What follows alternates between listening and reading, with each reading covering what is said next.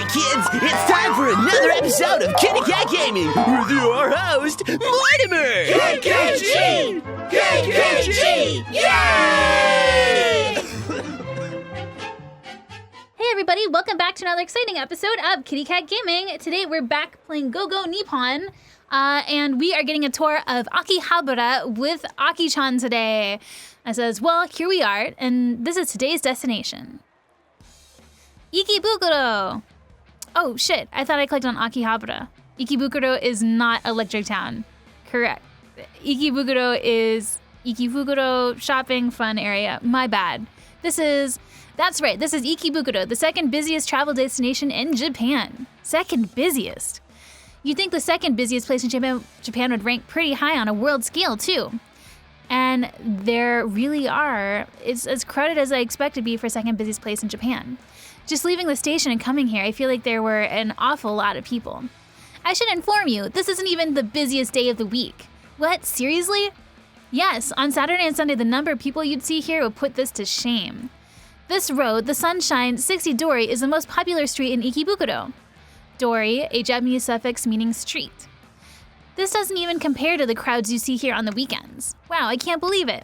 There are a lot of people here today already if that doesn't compare. But as scary as the prospect is, I kind of like to see it. The town of Ikebukuro was once a very small village, but about 100 years ago, a train station was built here. From there, the population grew rapidly until it became the city we see today. Wow, that's amazing. They also say a lot of painters and artists lived around here before the Second World War. They called it Ikebukuro Montparnasse, after the Montparnasse in France. Wow, an artist town. Yeah, and maybe because of that, a lot of manga artists still live here today.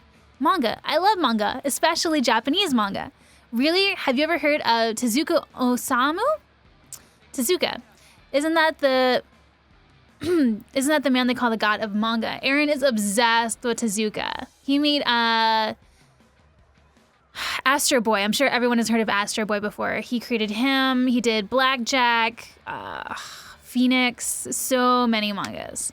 That's right, you really know your stuff. Tezuka Osamu also lived in the Ikebukuro area. They say that many aspiring manga creators make pilgrimages to his apartment.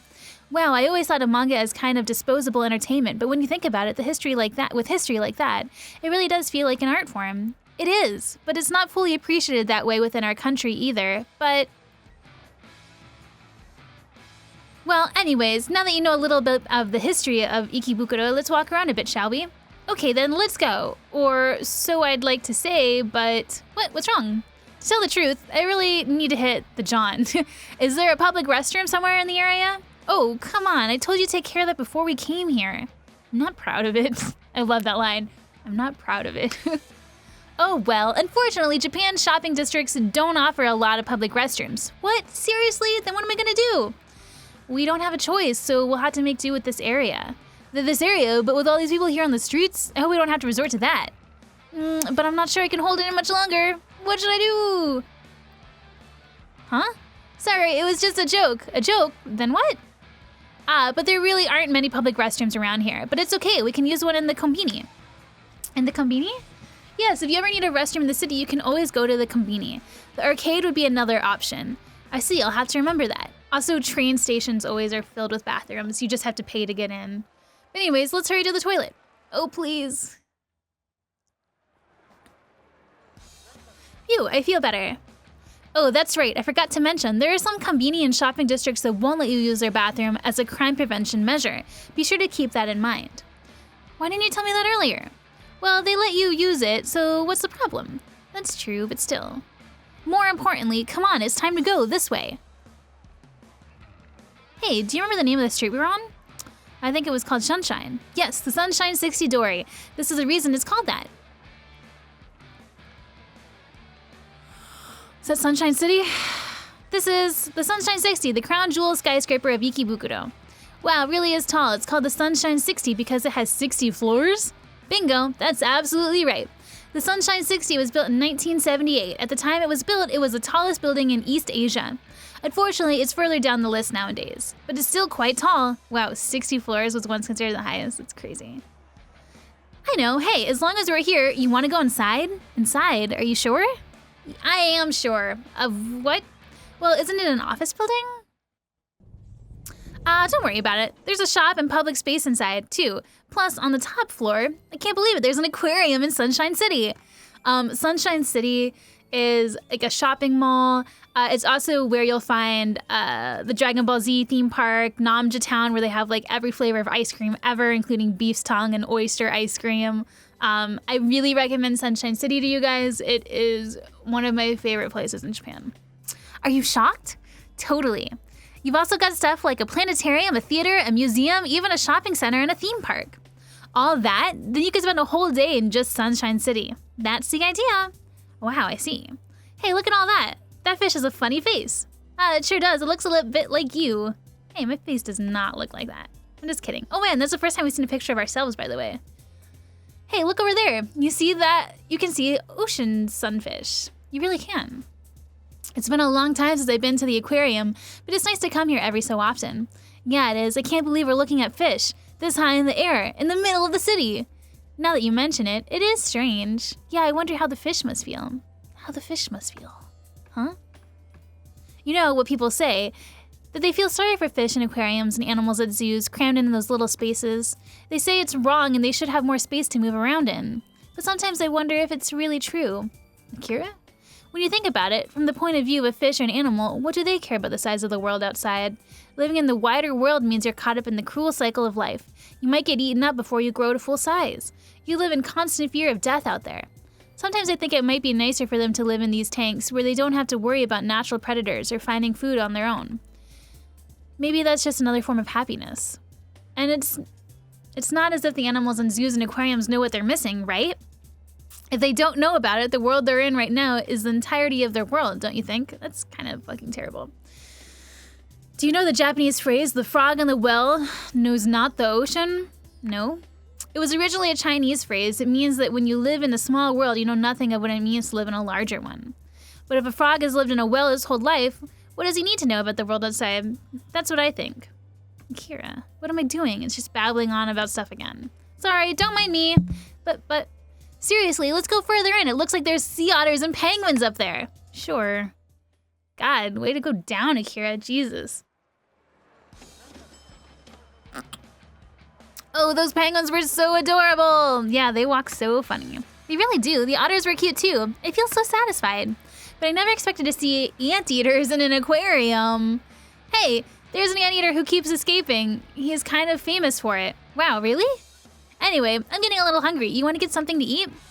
That's what I've been waiting for. I've been starving since we were in the aquarium. Because you were watching the fish? Haha, now that you mention it, maybe so. Oh please, you're hopeless. But anyways, I wonder where we should eat. Is there anything you're in the mood for? Me? I want... Let's go with what she recommends, dude. She knows all the good places around here. What do you recommend, Akira? There's a type of food associated with Ikebukuro. What is it? Ramen, of course. Ramen, you mean noodles? Yes, they were originally a Chinese dish, but Japanese people evolved it into another direction. It's become practically the national dish. There's violent competition among ramen shops in Ikebukuro.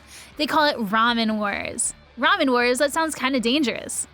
But see, look, there's one there, over there, see here and there, all ramen shops. I see, with so many shops around, it really is a eat or be eaten. I know, right? For the more popular shops, you might have to line up for half an hour to eat there. Half an hour is nothing. We have lined up for hours before. Anyways, let's ramen. That's a strange turn of phrase. What? You're looking at me funny. Nothing, I always look like this. I see, that's true. Anyway, I'll follow you. This way. Come on. Oh my god, I love ramen. Whew, we had to wait a while, but we're finally inside. Yamashe! I can never pronounce it. Rashame. I can't say it. A ritual greeting used by shop employees when customers enter their store. Wow, what a loud voice. Isn't it amazing? The force of the greeting is one of the shop's trademarks. Anyway, we better order. When you walk into a shop and they say, Rashamashe, you're supposed to ignore them and sit down. And I know it's like hard to not be like, hello back at them or something, because they're greeting you to be in their store. But if you greet them then it creates like a politeness loop where, you know, they're like trying to out-polite you because you're their guest, but then if you're being polite back to them, then it becomes like a politeness loop and you can die. So it's best if you just kind of like nod and sit in your seat. Oh, this place uses meal tickets. Meal tickets. Yes, you see the vending machine over there? You buy a ticket for what you want to eat and take it to the man at the counter. These are my favorite things in the world. You don't have to worry about like anyone handling your cash or anything like that. There's a vending machine in the restaurant? That's right, they're pretty common in Japan. Wow. Anyways, maybe you should stick with the standard ramen for today. Sure, now give the ticket to the man at the counter. Ramen, I wonder what it'll taste like. Oh, matase shimashati. Whoa, this is ramen? This is long noodles look like pasta floating in a bath of hot soup. But it's not minestrone either. You're supposed to slurp up the ramen while it's hot, blowing on it as it cools it down. Slurp? Yes. Make a lot of noise. I know it's hard for foreigners, but for Japanese people, slurping noisily is a proper way to eat noodles. I see. Anyways, let's hurry. Itadakimasu. Woo, slurp. This is... How is it? I guess I don't even have to ask. Ding! $8 for one bowl of ramen, huh? That's a pretty good price. All right, well, next time on the next episode of Kitty Cat Gaming, we're gonna keep exploring Japan. Please be sure to hit that subscribe button so you guys don't miss it, and I'll see you guys all next time. Bye, everybody!